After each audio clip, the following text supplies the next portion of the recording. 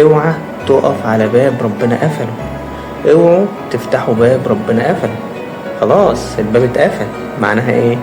ان خلاص ربنا مش عايزك تدخل، فربنا قفله عشان مش عايز لك تفضل بنفس الوضع، عشان مش عايز لك اللي كان بيتعمل فيك، عشان كان سامع وشايف تدبيرهم عليك.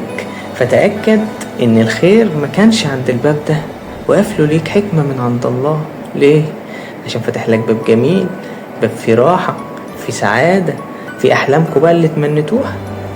فما تقفش عند الباب ده، ما تعرفش لو وقفت هيحصل ايه، ما تعرفش لو فتحت يحصل ايه. في ناس فضلت واقفة عليه بالسنين، وقفت بالسنين وفي الاخر اتضرت بعد علاقات خلصت وانتهت. خلاص الناس اللي لسه واقفة على البيبان بعد علاقات خلصت وانتهت، خلاص الباب اتقفل خلاص.